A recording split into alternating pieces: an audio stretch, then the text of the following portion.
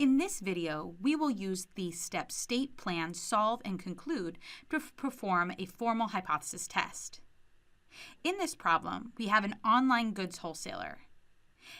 This wholesaler knows it takes a human worker 5.1 minutes on average to locate an ordered product and bring it to the packaging and shipping department in their large warehouse. They're interested in adding robots to the workforce and want to know if the robot can perform the same job in less time. From a random sample of 40 customer orders, it takes the robot an average of 3.6 minutes to do the job. We also know the population standard deviation is equal to 5.2 minutes, and we want to use a significance level of 0.05. Let's start this problem by stating the question of interest. Is there evidence the average time it takes the robot to do the job is less than the human worker, which is 5.1 minutes? That's the question we want to be able to answer. First, we should make a plan. So our plan should start with our parameter. This is mu.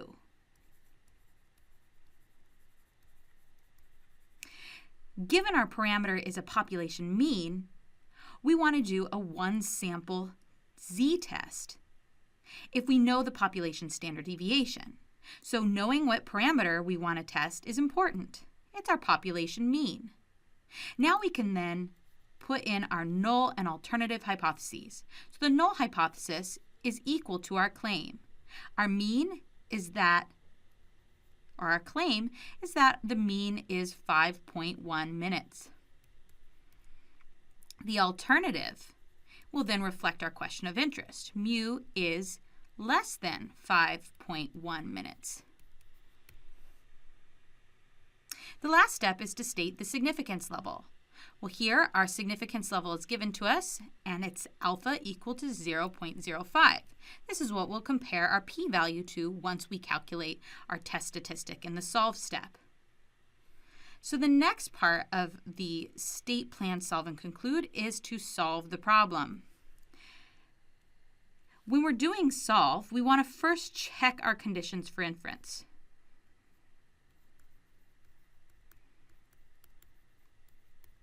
So to check conditions, we first need to know whether or not we have a random sample.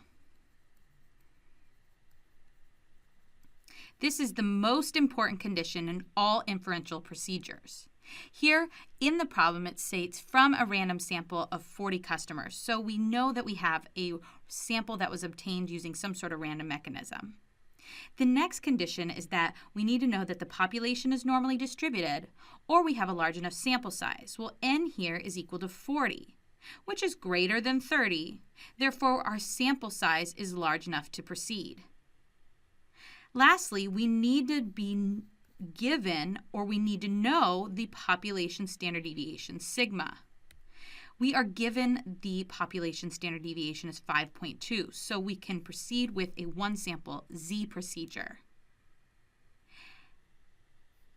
So let's go ahead and calculate the z-test statistic. Z is then equal to x bar minus mu naught all over sigma over the square root of n, where x bar was equal to 3.6 minutes, that's the sample average, minus our claim of 5.1 minutes, all divided by the population standard deviation of 5.2 minutes all over our sample size of 40. This will give a z-test statistic of negative 1.82. So recall, the z-test statistic is just a vehicle to get to the p-value. Since we're doing a lower one-sided test, this means that if I draw my distribution, my p-value will be the area that is more extreme on the lower end, so the lower tail, than my test statistic, negative 1.82. So I need to find this area. I can do that by looking at the standard normal table. If I go over to the standard normal table and I scroll down, I see that there's the z, keep going, and I find right here negative 1.8, and I keep going over to the second column. I see the p-value, or the area that falls below that z test statistic, is 0.03438.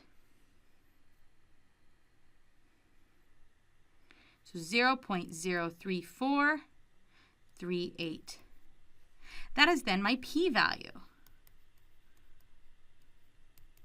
is equal to the probability that my z-test statistic is less than negative 1.82. So that's then equal to 0.03438. So what does this mean? Let's go ahead and make our conclusion. Recall, we need to do a 4-part conclusion.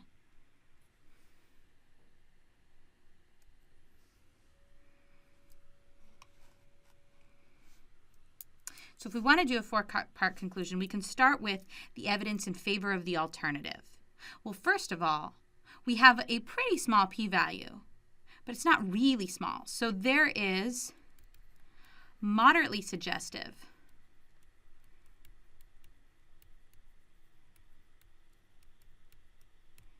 evidence in favor of the alternative, which is the average time it takes the robot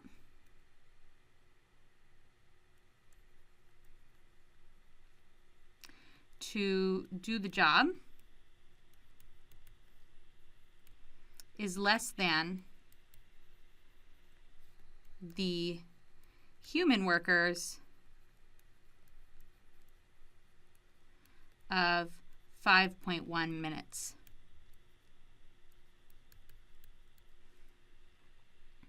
We will reject the null.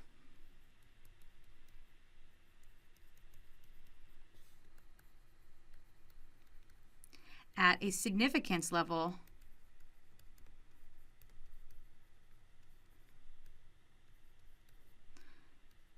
of 0.05, and our z-test statistic was negative 1.82, and our p-value is equal to 0.03438. We're not quite done yet. We still need to give our point estimate. So then what was the average time it took the robot to do the job? That was the point estimate. So the average time it takes the robot to perform the job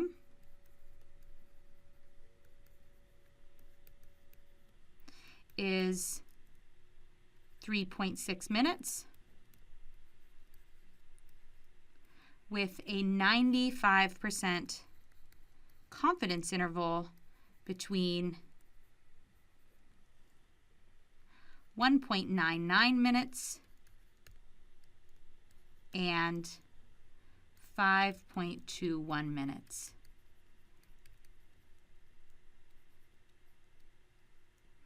So there is our comprehensive conclusion for this 4-part step hypothesis test.